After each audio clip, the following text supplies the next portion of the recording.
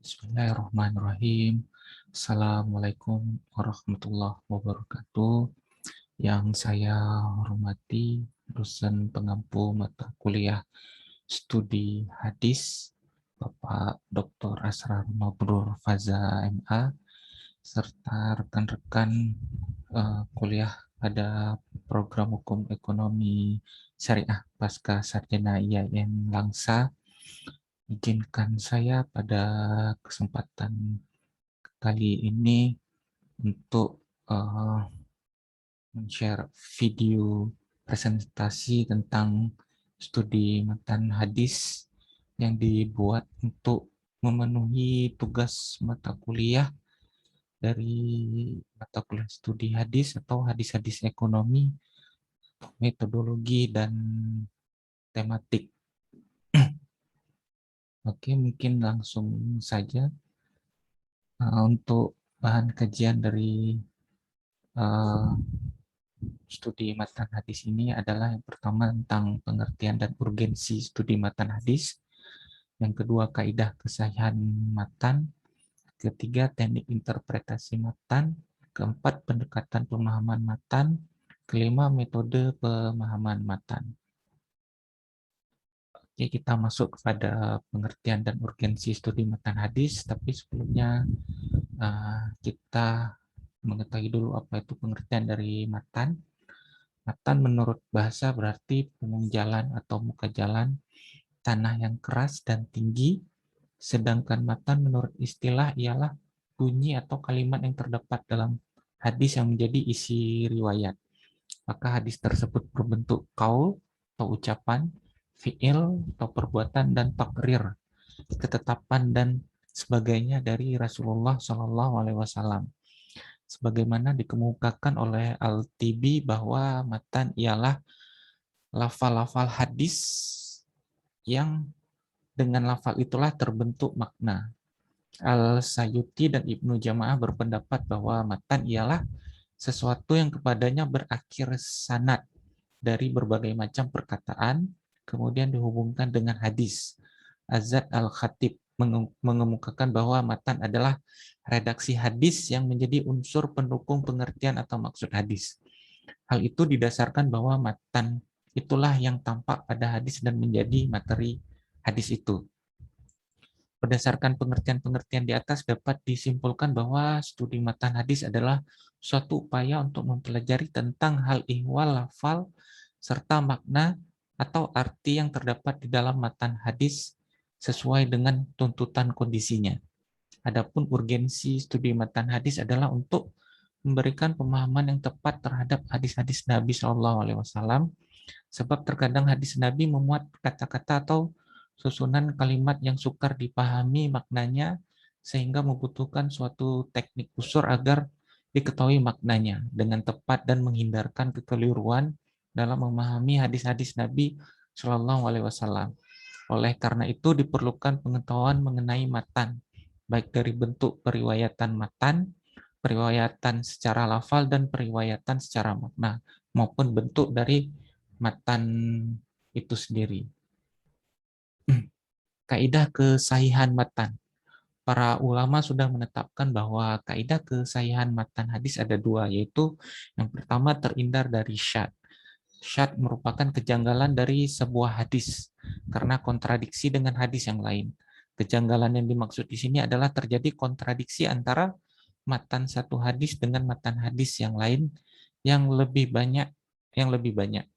Tanda-tanda matan hadis yang mengandung kejanggalan dapat dilihat dari 4 hal. Yang pertama, adanya matannya kontradiksi dengan Al-Quran, matannya kontradiksi dengan hadis mutawatir, matannya kontradiksi dengan akal sehat, matannya kontradiksi dengan sejarah.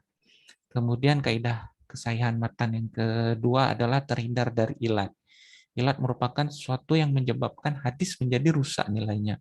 Di sini yang rusak adalah matan hadis. Salah satu sebabnya adalah jika terjadi kesalahan dalam menyebutkan matan hadis, seperti bercampurnya antara satu hadis dengan hadis yang lain, atau terjadi penghilangan sebagian dari matan hadis. Teknik interpretasi matan. Teknik secara bahasa adalah cara, metode, atau sistem mengerjakan sesuatu. Adapun interpretasi menurut bahasa adalah memberikan kesan, pendapat atau pandangan teoritis terhadap sesuatu atau tafsiran. Dengan demikian, teknik interpretasi dapat diartikan sebagai cara atau metode dalam menafsirkan sesuatu pada konteks memahami hadis Nabi Shallallahu Alaihi Wasallam. Maka teknik interpretasi dapat diartikan sebagai suatu cara menafsirkan teks hadis atau matan. Teknik interpretasi dalam memahami matan hadis dapat dikategorikan ketiga macam teknik, yaitu yang pertama interpretasi tekstual, kedua interpretasi intertekstual, yang ketiga interpretasi kontekstual. Adapun yang dimaksud dengan interpretasi tekstual adalah merupakan interpretasi terhadap matan hadis berdasarkan teksnya semata, baik matan hadis tersebut diriwayatkan secara lafal maupun dengan makna. Teknik ini cenderung mengabaikan pertimbangan latar belakang yang mendasari munculnya suatu hadis dan dalil-dalil lain baik dari Al-Quran maupun hadis yang lain. Sebagai contoh, Nabi Shallallahu Alaihi Wasallam bersabda, perang itu siasat, yang diriwayatkan oleh hadis riwayat Muslim. Dari teks hadis tersebut memberikan pemahaman bahwa setiap perang itu adalah siasat atau inti dari perang itu adalah siasat. Ketentuan yang demikian bersifat umum dan tidak terikat waktu dan tempat. Sehingga untuk memahami hadis ini tidak diperlukan mainkan dengan aspek latar belakang terjadinya hadis atau situasi dan kondisi seperti apa muncul hadis tersebut. Sebab perang memang tentang siasat. Perang yang tanpa siasat sama saja menyerah kepada lawan. Kemudian interpretasi intertekstual. Teknik interpretasi intertekstual dalam memahami matan hadis dapat diartikan sebagai interpretasi atau penafsiran atau pemahaman terhadap matan hadis dengan memperhatikan sistematika matannya atau hadis-hadis lain atau ayat-ayat Al-Quran. Sebagai contoh, Rasulullah SAW bertanya, apakah kalian mengetahui orang rugi atau bangkrut itu? Mereka para sahabat menjawab, orang yang rugi itu bagi menurut kami adalah orang yang tidak mempunyai dirham, uang atau dan perhiasan atau aset. Maka Rasulullah SAW bersabda, sesungguhnya orang yang rugi atau bangkrut dari umatku adalah orang yang datang pada hari kemudian dengan membawa salat, puasa, zakat, dan datang pula dengan membawa dosa, mencaci maki ini, menuduh ini, memakan harta ini dengan cara yang batil, menumpahkan darah atau membunuh ini, memukul, menganiaya ini, maka yang ini mengambil kebaikannya, yang ini juga mengambil kebaikannya. Lalu habislah kebaikannya dan belum ditetapkan baginya hukuman, sebab ia masih punya dosa kepada yang lain.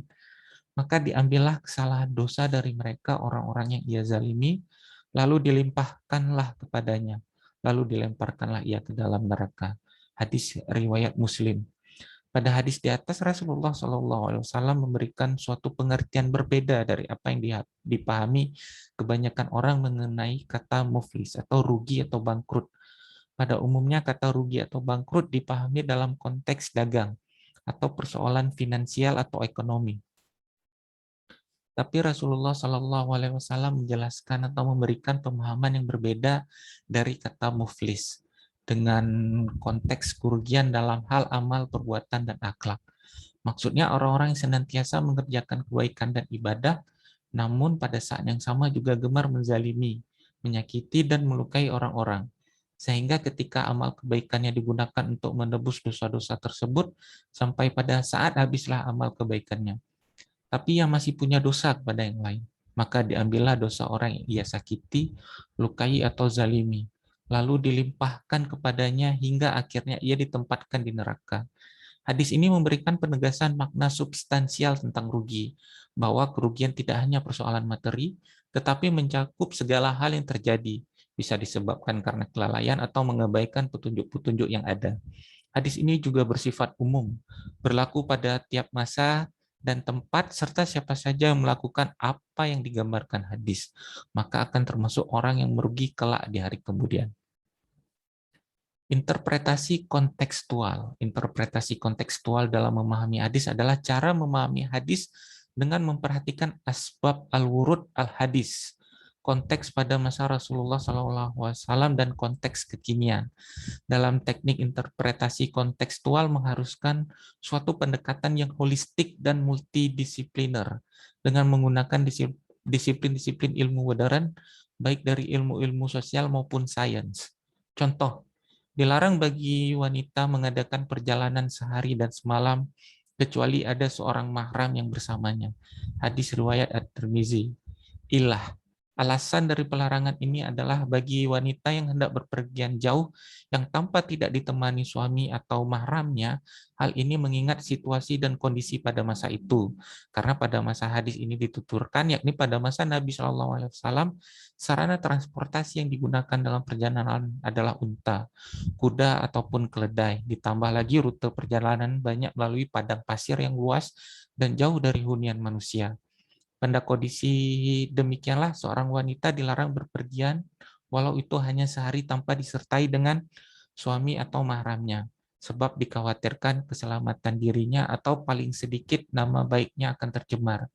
Jika kondisi yang demikian itu sudah berubah dengan kondisi dewasa ini, dengan sarana transportasi umum yang memuat banyak orang serta rute yang aman, maka tidak ada lagi kekhawatiran terkait keselamatan wanita. Olehnya itu tidak ada salahnya bagi wanita melakukan perjalanan tanpa suami atau mahramnya, dan itu bukanlah sebuah pelarangan terhadap hadis Nabi Shallallahu Alaihi Wasallam. Pendekatan pemahaman matan. Dalam memahami matan hadis ada beberapa pendekatan yang digunakan, diantaranya adalah pendekatan linguistik. Melalui pendekatan linguistik, matan dijelaskan sesuai dengan kaidah bahasa pada pembentukan konsep data yang berupa kata-kata dianalisis berdasarkan makna etimologi, makna yang morfologis dan makna leksikal. Penggunaan unsur-unsur ini diperlukan sehingga memperoleh gambaran yang tepat terhadap makna kata-kata hadis. Selanjutnya dapat diperoleh masukan untuk dianalisis lebih lanjut. Kedua, pendekatan historis. Yang dimaksud dengan pendekatan historis adalah upaya memahami hadis dengan memperhatikan kondisi historis empiris pada saat hadis itu disabdakan oleh Nabi Shallallahu Alaihi Wasallam. Pendekatan historis menekankan pertanyaan mengapa Nabi Shallallahu Alaihi Wasallam bersabda demikian. Bagaimana kondisi historis sosiokultural masyarakat pada saat itu, serta mengamati proses terjadinya. Tiga, pendekatan sosiologis dapat diartikan sebagai upaya memahami hadis dengan memperhatikan keadaan masyarakat pada saat hadis tersebut disabdakan Nabi Shallallahu Alaihi Wasallam. Keempat, pendekatan antropologis, yaitu memahami hadis dengan memperhatikan aspek praktik keagamaan yang tumbuh dan berkembang dalam masyarakat, serta tradisi dan budaya yang berkembang dalam masyarakat ketika hadis tersebut disabdakan.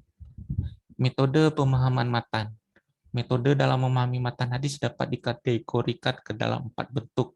Yang pertama, metode tahlili atau analisis. Metode ini menjelaskan hadis-hadis Nabi dengan memaparkan segala aspek yang terdapat dalam hadis, kemudian memaparkan makna serta kandungan yang dicakup dalam hadis tersebut sesuai dengan keahlian dan kecenderungan pensyarahnya. Yang kedua, metode ijmali atau metode secara global. Metode ijmali dalam mensyarah hadis adalah menjelaskan hadis dengan sesuai urutan hadis pada kitab yang disyarah dengan memaparkan secara ringkas makna yang terkandung pada hadis tersebut dengan bahasa yang mudah dipahami. Yang ketiga, metode muqaran atau perbandingan. Yang dimaksud dengan metode muqaran di sini mencakup 3 hal, yaitu pertama, membandingkan teks hadis yang memiliki persamaan atau kemiripan redaksi dalam 2 kasus atau lebih, dan atau memiliki redaksi yang berbeda bagi suatu kasus yang sama. Kedua, membandingkan 2 hadis yang pada lahirnya terlihat bertentangan. Ketiga, membandingkan berbagai pendapat ulama dalam mensyarah hadis. Yang keempat, metode maudu'i atau tematik. Suatu metode dengan menghimpun hadis-hadis dari berbagai literatur hadis yang otentik yang mempunyai kesamaan tema baik dari lafal dan hukum, kemudian menjelaskan hadis tersebut. Demikianlah video presentasi saya yang dibuat untuk memenuhi tugas dari mata kuliah studi hadis. Lebih dan kurang saya mohon maaf. Assalamualaikum warahmatullahi wabarakatuh.